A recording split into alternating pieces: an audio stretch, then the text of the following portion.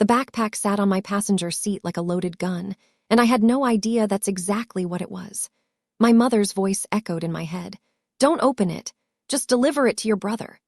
She'd said Dylan was in the hospital, that he'd been in an accident, that he needed me. What she didn't tell me was that my own parents were about to make me the fall guy for federal crimes that could have put me away for the rest of my life. I'm Claire Bennett, and by the time you hear this story, you'll understand why I did what I had to do. You'll understand why some betrayals cut so deep that the only way to survive them is to become the person your family always underestimated. The person who notices everything. The person they should have been afraid to cross. My name is Claire Bennett, and for 28 years, I lived in a house where love was distributed like a limited resource, carefully measured and handed out based on performance. I learned early that in the Bennett household, there were two kinds of children, the ones who were expected to succeed, and the ones who were celebrated for merely trying. I fell into the first category. My younger brother Dylan occupied the second, and he'd been living there comfortably since the day he was born. I work as a cybersecurity analyst in Denver now. It's a job that requires a particular kind of mind, the kind that notices the small anomalies others overlook, the extra login attempt at 3 a.m, the invoice that doesn't quite match the purchase order, the pattern that suggests something is wrong long before anyone else can see it. My colleagues call me thorough. My supervisors call me valuable. My family, when they bothered to acknowledge my career at all, called me paranoid. "Claire sees conspiracy theories everywhere," my mother would say at Thanksgiving, laughing like it was a charming quirk instead of a professional skill that paid for the wine she was drinking. Growing up, my mother's love came wrapped in layers of guilt and expectation. She had a gift for making her needs feel like your failures, for phrasing demands as though they were tests of your loyalty. If you said no, you weren't just refusing a request, you were proving that you didn't care about the family. My father's approach was more direct. His love came with instructions, qualifications, and a clear hierarchy of who mattered most. Dylan ranked somewhere near the top. I ranked somewhere useful. Dylan was the soft spot in our family, the one everyone protected from consequences. When he forgot to pay his car insurance and got his license suspended, my mother spent weeks calling it a learning experience and paid the reinstatement fees herself. When I forgot to submit a permission slip in 6th grade, I wasn't allowed to go on the field trip. My mother said it would teach me responsibility. The double standard wasn't subtle. It was the atmosphere we breathed, so constant that questioning it felt like complaining about gravity. By the time I reached adulthood, I had made my peace with my role. I was the responsible one, the successful one, the one who got good grades because that was expected, who kept a steady job because that was required, who showed up when called because that was the bare minimum of being a daughter in this family. Dylan got to be the golden child despite accomplishing approximately nothing, and I got to be the reliable one despite never quite earning the praise that was heaped on him for simply existing. It was a Thursday morning when my phone rang and everything changed. The screen showed my mother's name, and the time on the clock read 6:47 a.m. I wasn't due at work for another 2 hours, and I'd been enjoying the rare luxury of sleeping in. When your job involves protecting corporate networks from intrusion, you learn to value your rest. My hand found the phone by muscle memory, answering before I was fully awake. "Hello!" My voice came out rough with sleep. "Claire." My mother's voice had a quality that jolted me upright panic, or something very close to it. "It's Dylan. He's been in an accident in New Mexico. He's in the hospital. Your father and I are driving there right now." The words hit me like cold water, and I felt my heart rate spike. New Mexico was hours away. Dylan had been talking about taking a road trip, something about needing to clear his head after a breakup, but I hadn't expected him to actually go. I sat up so fast my neck cracked. "Is he alive?" The question came out sharp, urgent, and for a moment there was only the sound of my own breathing and the faint static of the phone connection. "Yes, he's stable," my mother said, but the words came too quickly, rehearsed. "But he's alone. He needs his things. We packed a backpack for him. It's by the door. Please take it and bring it to the hospital." Something in the back of my mind twitched, a small discrepancy, like a typo in a line of code. Why would they pack a backpack and leave it behind instead of bringing it with them? Why call me instead of driving straight there and handling this themselves? But fear makes you stupid in specific ways, and the image of Dylan alone in a hospital bed overrode my professional instincts. Text me the hospital, I said, already swinging my legs out of bed. Put a nurse on the phone. I want to know exactly what's happening. I can't, my mother snapped, and for a moment the panic in her voice cracked, revealing something harder underneath. Then it returned, softened the way it always did right before she asked me to carry something heavy. Honey, please just do this for your brother. We don't have time to track down a nurse. We need to get there. We need you to be the responsible one. There it was. The familiar lever, the one she'd been pulling my entire life. The responsible one, the one who could be counted on. The one whose value lay in her utility. In the background, I heard my father's voice, low, impatient, like an engine idling. I couldn't make out the words, but the tone was unmistakable. He wanted something done, and he wanted it done now. Claire, my mother added, and her voice dropped to a near whisper, don't open the backpack, just take it straight there. Promise me. I paused, my hand still on the edge of the mattress. The request struck me as strange, another small anomaly in a morning that was quickly filling with them. Why would I open it?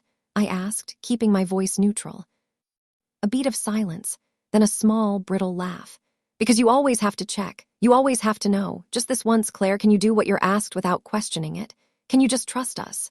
The guilt trip was expertly delivered, honed by decades of practice. I was being difficult. I was being paranoid. I was making everything harder than it needed to be. These were the messages my family had been sending me my whole life, and my reflex was to apologize, to agree, to fall in line. Fine, I said. I won't open it. I'll take it straight to Dylan. Thank you, my mother breathed, and there was something like relief in her voice that I didn't understand yet.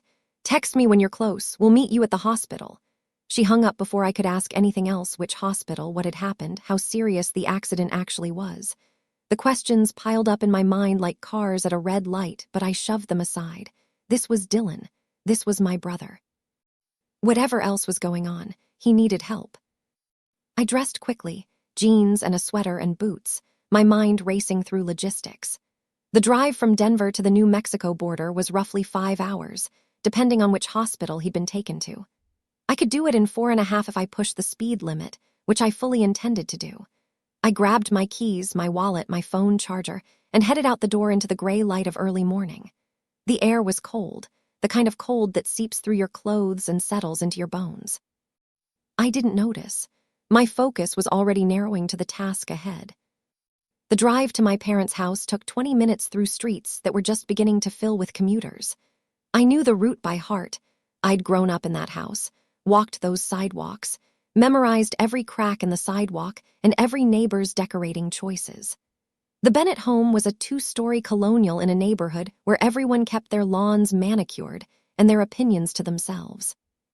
It was the kind of place that looked perfect from the outside, all white trim and black shutters, and a front door painted a cheerful shade of red. Inside, of course, was a different story. The porch light was on when I pulled into the driveway. Strange, given that it was daylight and my parents were supposedly rushing to New Mexico. The front door was unlocked when I tried the handle. Stranger still. My parents were the type who locked the door behind them even when they were just getting the mail. Security was important to them, or at least, the appearance of it. Fear makes you stupid in specific ways, but it can also make you blind to the things that should be obvious. I told myself they'd been in a hurry. I told myself they'd forgotten. I told myself anything except the truth my instincts were trying to whisper. The backpack sat on the entry bench just inside the door. Black canvas, sturdy, with a handwritten tag taped to the front. Dylan's name was scrawled in my mother's careful print, the letters slightly too large, the kind of handwriting that suggested someone writing quickly. The backpack looked normal at first glance. Just a bag, just some clothes and a phone charger and whatever else a guy might need in a hospital. But when I lifted it, something felt wrong. It was too heavy for clothing. Dense. Deliberate. The weight distribution was off, concentrated in one area at the bottom rather than spread evenly throughout.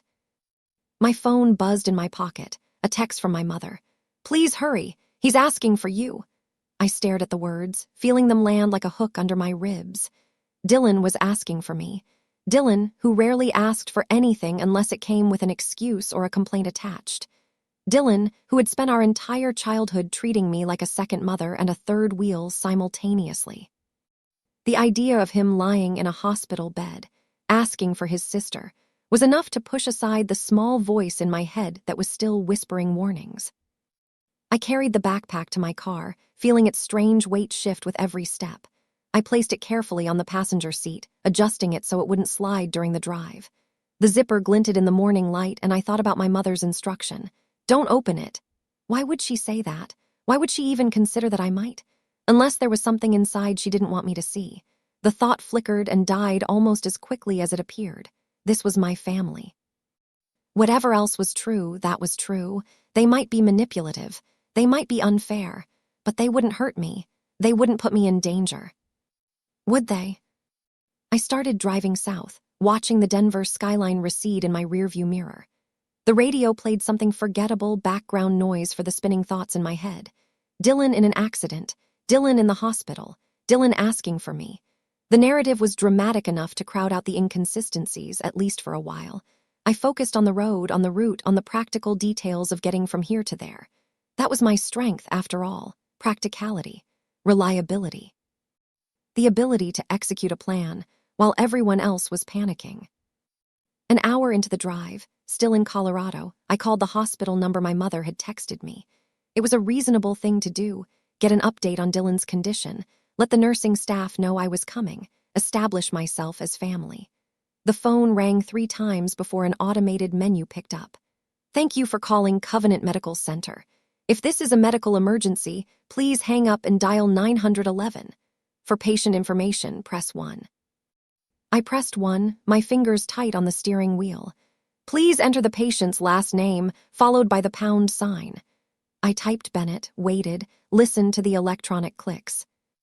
I'm sorry, we have no patient by that name. To try again, press 1. To speak to an operator, press 0. I pressed 1, typed the name again, slower this time. BNNETT, the same response.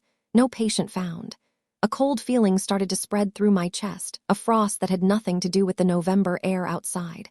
I pressed 0, waited through the ringing, and finally heard a human voice. Patient services, this is Maria speaking. How can I help you? I'm looking for my brother, I said, forcing my voice to stay calm. Dylan Bennett. He was admitted after an accident. My mother told me he was there. There was a pause on the other end, the sound of typing. I'm sorry, ma'am, I don't have any record of a Dylan Bennett in our system. Are you sure this is the correct hospital? My mother texted me this number. Can you verify the number for me? I read it off my phone, watched the confirmation on the screen. That's our main line, Maria said, but I'm not showing any patient by that name. When was he admitted? This morning, early, maybe around 6. We would have him in the system by now if he'd been admitted. Are you sure he's at this facility? The cold feeling in my chest had spread to my stomach, my arms, my fingers. I'll check with my mother, thank you. I ended the call before my voice could betray me. I dialed my mother's number, straight to voicemail. No ring, no opportunity to leave a message, just the automated voice telling me the subscriber was unavailable. I tried my father.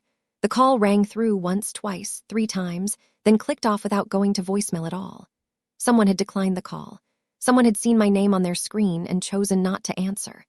My hands tightened on the wheel until my knuckles ached, and I felt the car drift slightly toward the shoulder before I corrected course. I told myself it was a clerical error. Hospitals were busy places. Maybe Dylan had been admitted under a different name, or his records hadn't been entered yet. Maybe the accident had just happened, and the system hadn't caught up. I told myself all the things that a desperate person tells herself when the alternative is too terrifying to contemplate. But my job had trained me to see patterns, to notice when details didn't match, and the details here were screaming. Mother who calls with panic that sounds rehearsed. A father whose voice is impatient instead of scared. A hospital with no record of the patient.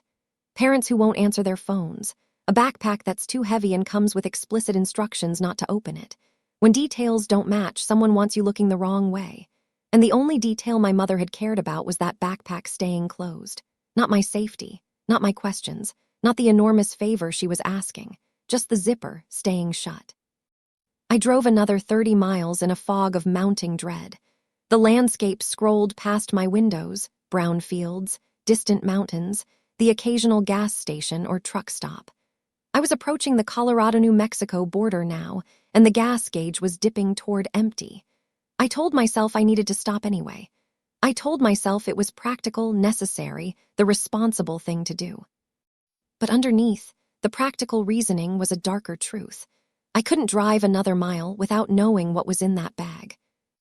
The gas station was a typical highway stop, the kind with fluorescent lights and dusty shelves and a bored attendant behind bulletproof glass. I pulled up to a pump, filled my tank on autopilot, and then sat in the driver's seat with my hands still on the wheel. The wind outside was slamming into my car like it was angry at me too, rocking the chassis with every gust. The backpack sat on the passenger seat, patient and silent, waiting for me to make a decision. I picked it up and placed it in my lap. The weight of it pressed against my thighs, heavy and wrong. My fingers found the zipper, traced its metal teeth. My mother's voice echoed in my memory. "Don't open it, just take it straight there."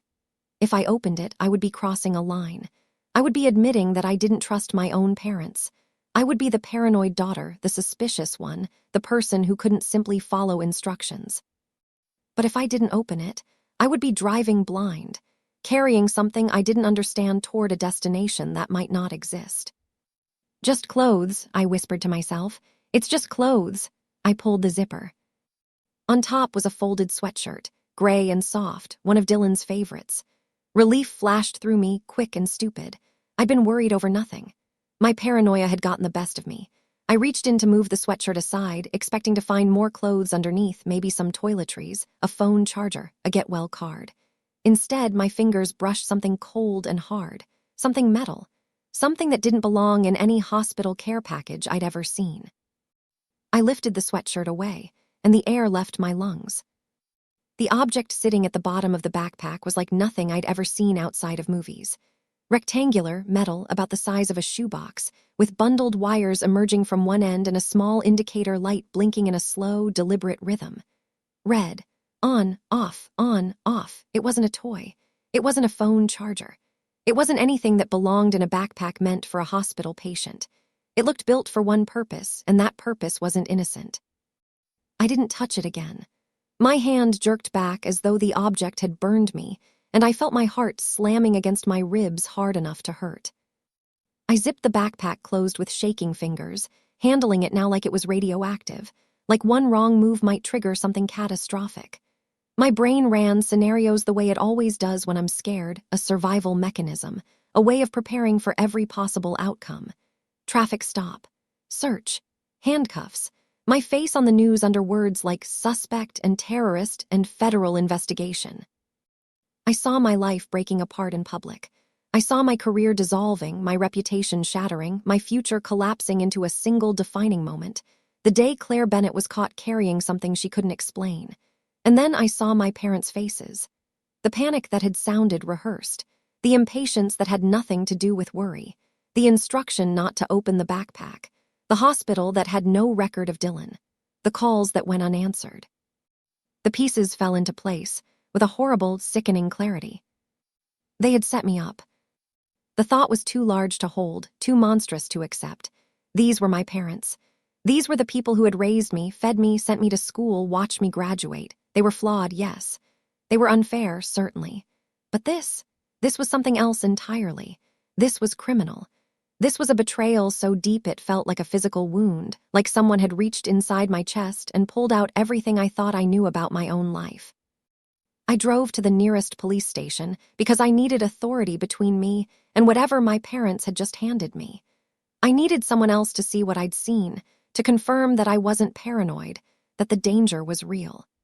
The station was a small brick building on the edge of a town I didn't know the name of, its parking lot mostly empty, its windows dark with reflective glass. I parked my car and sat there for a moment with the backpack on the seat beside me, trying to gather the fragments of my composure. Inside, the fluorescent lights buzzed overhead and the air smelled like disinfectant and old coffee. A uniformed officer looked up as I stepped to the desk, his expression bored, his posture slumped in the way of someone who'd been sitting too long. "Can I help you?" he asked, not particularly interested in the answer. I placed the backpack on the counter between us, my fingers still trembling. "I need help," I said, and my voice came out steadier than I expected. "I found something in this. Something that shouldn't be there." The officer's eyebrows raised slightly. "What kind of something?" "Metal, wires, a blinking light." His expression changed fast. The boredom evaporated, replaced by something sharper, more alert. He didn't touch the backpack. Instead, he took a step back, his skin draining like he'd seen this movie before and hated the ending. "Where did this come from?" he asked, and his voice had a quality that made my stomach drop. "My parents," I said. "They packed it. They told me to deliver it to my brother in the hospital." The officer pressed a button under the desk. I didn't see it, but I heard the subtle click, and the change in the room's atmosphere was immediate. Voices got lower. A door clicked shut somewhere in the back. Another officer appeared from a side hallway and guided me away from the lobby like I was made of glass, like I might shatter at any moment. "Ma'am, come with me, please. We need to ask you some questions." In a small interview room, I waited while the backpack was taken away by people in protective gear, handled carefully like it might explode if someone breathed wrong. The room was bare and cold, with a metal table bolted to the floor and chairs that looked designed for discomfort. My hands shook so hard I had to sit on them, pressing my palms flat against the cold metal seat. The fluorescent light buzzed overhead, and I felt my heart still pounding, my breath still coming too fast. What had my parents done? What had they almost made me do? A man in plain clothes came in through the door. He was maybe 50, with graying hair and the kind of face that revealed nothing. His badge flashed and vanished, federal, not local. The way he said my name meant he already knew more than I did. "Claire Bennett," he said, settling into the chair across from me. "Tell me exactly what happened." And so I did. I told him about the call, the panic in my mother's voice, the backpack by the door, the instruction not to open it. The hospital with no record of Dylan. The phone calls that went unanswered. The drive, the gas station, the moment I lifted the sweatshirt and saw what lay beneath. When I finished, he leaned back in his chair and studied me like I was evidence, his eyes moving across my face in a way that felt clinical, assessing. Whatever he was looking for, he seemed to find it. "What you found isn't a bomb," he said. I didn't relax. The word bomb hadn't occurred to me, and now that it had, I couldn't unthink it. "Then what is it?" I asked. "A component used in remote drone control systems," he said. "Devices like it have been tied to recent attacks on energy infrastructure, substations, remote facilities, disruptions, sabotage." My mouth went dry. "So I was carrying terrorist equipment." He shook his head slightly. "You were carrying something that would look exactly like that to any officer who stopped you. And there have been increased patrols along certain routes, checkpoints set up in response to these infrastructure attacks. If you'd continued on your planned route, there's a very good chance you would have been stopped, searched, and arrested." The word arrested landed like a weight on my chest, heavy and suffocating. "Someone tried to set you up," he added, and his voice was almost gentle. I stared at the table, at the scratches in the laminate like they were a map I could read if I tried hard enough. "Why me?" I asked, and the question came out small, broken. "You're credible," he said. "Professional, clean record. The kind of person people wouldn't suspect until it was too late. You have a stable job, no criminal history, no obvious motive. If you'd been caught with that device, it would have been confusing, sensational. It would have drawn attention away from other investigations. Other suspects." I laughed once, sharp and ugly. "My own parents." He didn't flinch at the words, didn't offer comfort or platitude. "We've been investigating your parents for financial crimes," he said. "An investment fund they participated in collapsed. It was a pyramid scheme, and the audit uncovered money laundering. Transfers tied to people were also investigating for infrastructure sabotage." The room felt too bright, the walls too close. I thought of my mother bragging last fall about finally making smart money, about finding an investment opportunity that would change everything. I thought of my father's new watch, expensive and flashy. I thought of the way they'd suddenly stopped asking me for help, stopped complaining about bills, stopped acting like the family finances were anything less than perfect. "They're in trouble," I realized. "They're in trouble," I said out loud. "They're about to be," the agent replied. "And it appears they wanted the focus on you instead." A cold line ran through me, connecting everything. The unlocked door, they'd been in too much of a hurry to lock it, or they didn't care anymore. The too heavy backpack dense with a device I was never supposed to discover. The fake hospital, a story designed to get me moving, to create urgency and fear. The "don't open it" instruction, the only part of the plan that really mattered. The desperate urgency that wasn't about Dylan at all. It was about creating a scapegoat, a fall guy, someone to take the heat while the real criminals, my parents, slipped away. "What about Dylan?" I asked, and my voice came out thin, reedy.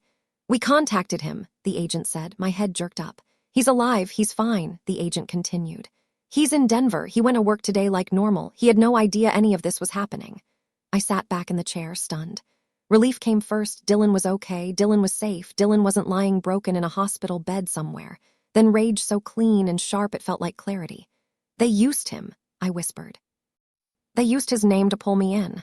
"Yes," the agent said simply. "They did." My phone buzzed in my pocket. I pulled it out and saw a text from my mother on the screen. "Where are you? Did you get there? Is everything okay?" The questions felt like a slap. She wasn't asking about Dylan. She wasn't asking about my safety. She was asking about the backpack, about whether her plan had worked, about whether the daughter she'd raised to be responsible had followed instructions like a good girl. "No," I said out loud to the empty room. "I'm not safe. I'm not okay. And neither are you." I looked at the agent. "You want to catch them. We want to stop them," he said carefully. "And we want to follow the chain, see who else is connected to this network." I swallowed hard, feeling the weight of the decision settling onto my shoulders. "Tell me what to do." That night in a hotel room I didn't remember booking, I couldn't sleep. The federal agents had set me up here for safety, they said. They'd taken my car for evidence, promised to return it once they'd finished their inspection. They'd given me a burner phone, told me to keep it with me at all times. They'd assured me I wasn't in trouble, that I was a witness, a victim, not a suspect. But adrenaline kept replaying the gas station moment like a glitching video clip. The zipper, the sweatshirt, the blinking light. The moment everything changed. So I did what I always do when I'm scared. I opened my laptop and went hunting.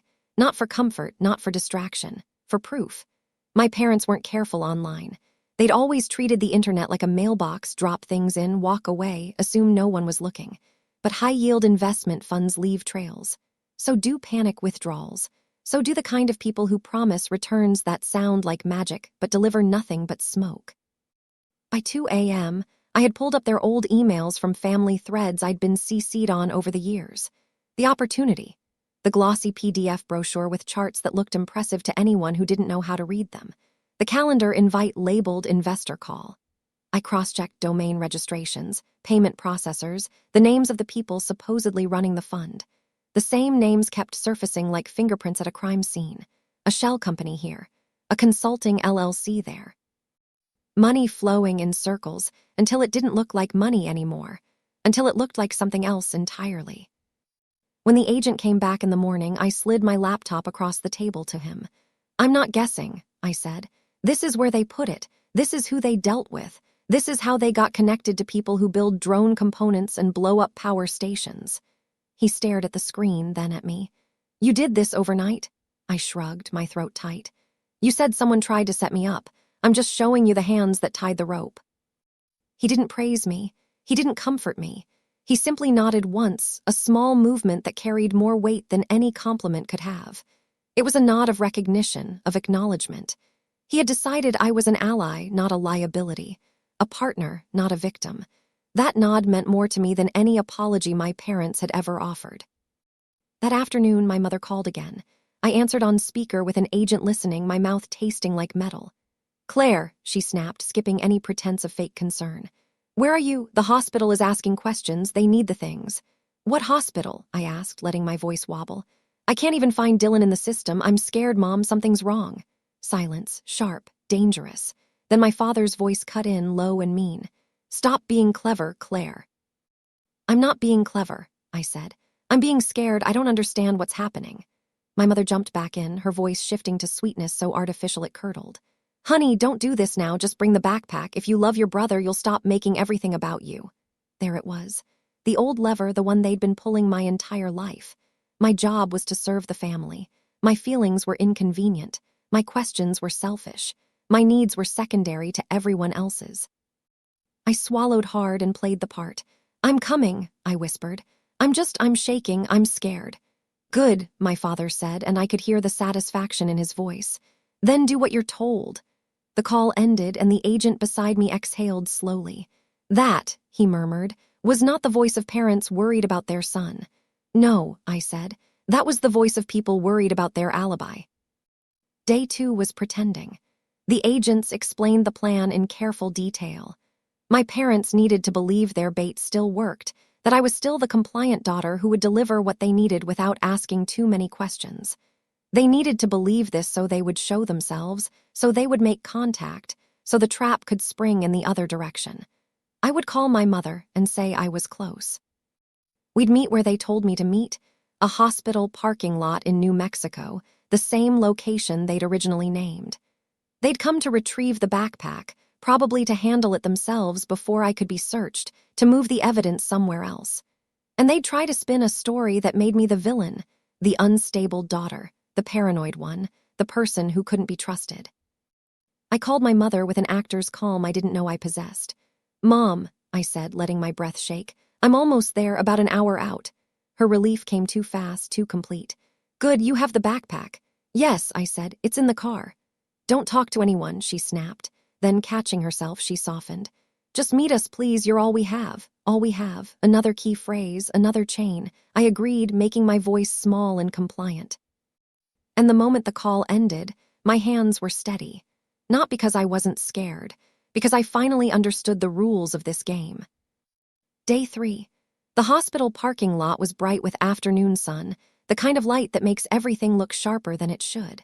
People walked past with coffee cups and worried expressions, living their normal lives just inches from the edge of mine.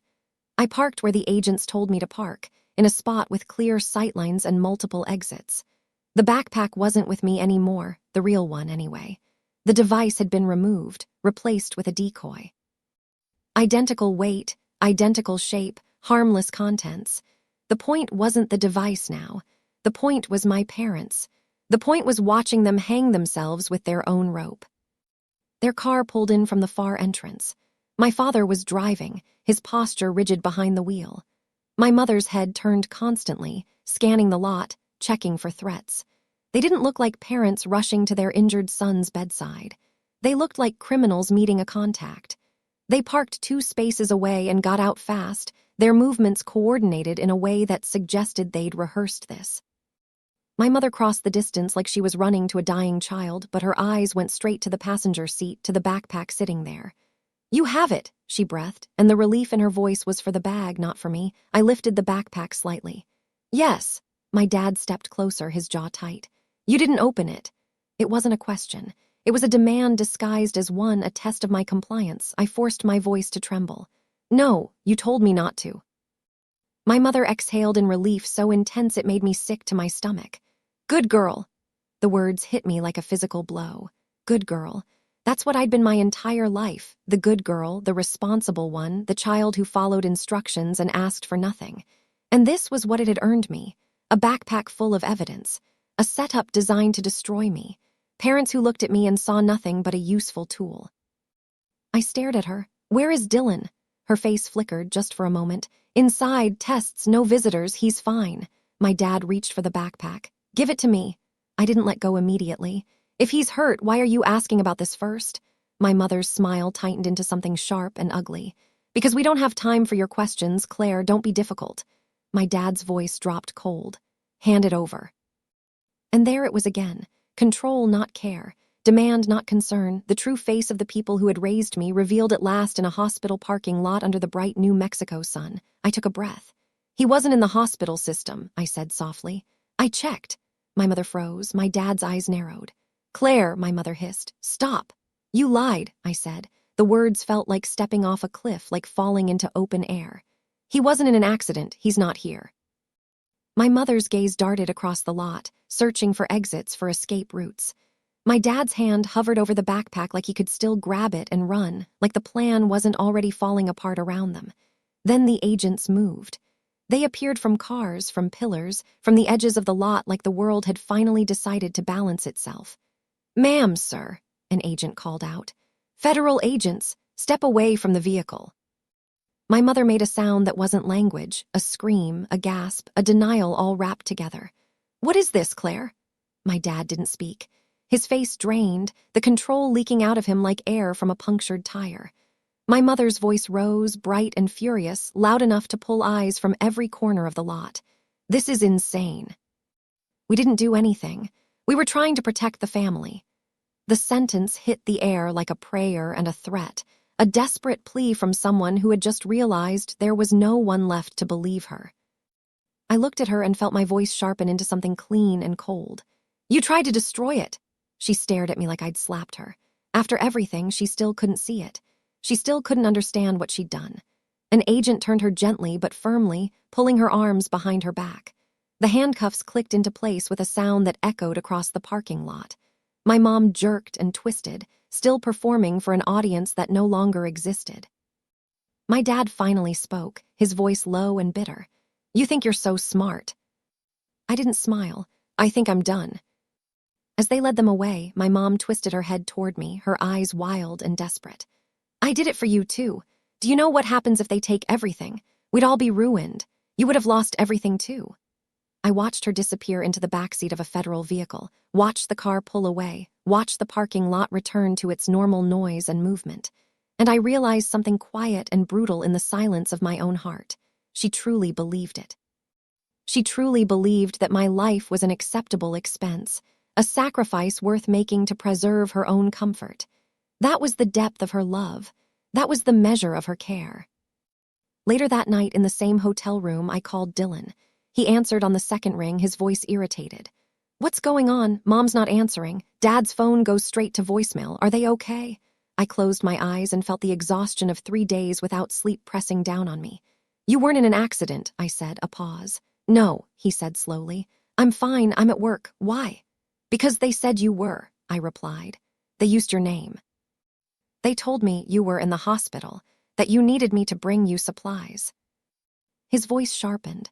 "Used it for what?" I stared at the dark window, my reflection looking older than it had 3 days ago. "To try to make me carry something that would have got me arrested, something tied to domestic terrorism, something that would have destroyed my life so they could save their own skins." He went silent. Then, softer, I heard the recognition in his voice. "They wouldn't." "They did," I said.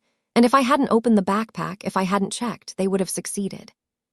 He breathed out, shaky and uncertain. "What did you do?" "I didn't let them burn me to save themselves," I said. "That's all. I didn't let them win." In the days that followed, the case grew bigger than my family. It always was bigger than my family. They were just small players in a much larger network, pawns who thought they were kings. The device in that backpack was just a thread. Pull it, and the whole ugly fabric came apart. Money laundering, infrastructure sabotage, domestic terrorism. People much more dangerous than my parents were rounded up in coordinated raids across 3 states. The news called it a major victory for federal law enforcement. I called it survival. People asked me if I felt guilty. Friends, mostly, people who had known my parents socially and couldn't reconcile the images they held with the reality I'd uncovered. "They're still your family," they said. "They raised you. They loved you in their way." And I would nod and change the subject because explaining felt like too much work. Here's the truth. Guilt is what my parents trained into me like a reflex. Guilt for not being grateful enough. Guilt for not being helpful enough. Guilt for having needs, for having questions, for having a life that existed outside their plans for me. That reflex was so deeply ingrained that I felt it even now, even after everything they'd done. A small voice in the back of my head whispered that I should have found another way, that I should have protected them, that family comes first. But that reflex died somewhere between the blinking light at that gas station and my mother shouting, "Protect the family," while federal agents handcuffed her. It died when I realized that protect the family meant sacrifice the daughter. It died when I understood that their love had always been conditional, transactional, a currency they spent only when it served their interests. Protecting a family doesn't mean picking one child to sacrifice. It doesn't mean lying until the lie has teeth and claws and the power to destroy. It doesn't mean packing a backpack full of disaster and asking your daughter to deliver it with a smile. If there's a moral to this story, and I'm not sure there is, it might be this. The moment you realize you've been chosen as the fall guy, stop trying to be the good one. Stop trying to earn love from people who have already decided you're expendable. Stop believing that family obligation requires your own destruction. Be the living one instead. Be the one who survives. Be the one who notices the details, asks the questions, opens the zipper. Be the one who refuses to carry what other people are trying to make you hold. That's what I did, and I'd do it again. So that's my story. Not the kind of revenge story you see in movies, where the hero rides off into the sunset with justice served and everything neatly resolved. Real justice is messier than that. It leaves wounds that don't quite heal, questions that don't quite get answered. I still think about my parents sometimes, not with love exactly, but with a kind of bewildered grief for the relationship I thought we had. For the family I believed in, even when all the evidence suggested I shouldn't. I still work in cybersecurity. I still notice the things other people miss. That hasn't changed. What has changed is that I no longer apologize for it. I no longer let people call me paranoid when what they really mean is that my awareness makes them uncomfortable. I no longer dim my light to make other people feel brighter. And I've learned that the most important person to protect is yourself. Not from strangers, not from the outside world, but from the people who are supposed to love you and choose not to. If you're listening to this and something about it sounds familiar, if you've ever been the responsible one, the scapegoat, the person expected to carry the weight while everyone else takes credit, I want you to know something. You're not crazy. You're not paranoid. You're not ungrateful or difficult or selfish. You're just seeing clearly. And the moment you start trusting your own eyes instead of the stories you've been told, that's the moment everything changes. If this story gave you chills, if it made you think about your own family dynamics, if you've ever had to choose between loyalty and survival, I want to hear from you. Smash that like button and tell us in the comments.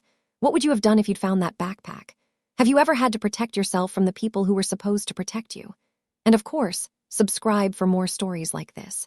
Stories about justice, about survival, about people who refuse to become victims. I'm Claire Bennett. Thanks for listening. And remember, sometimes the bravest thing you can do is open the zipper.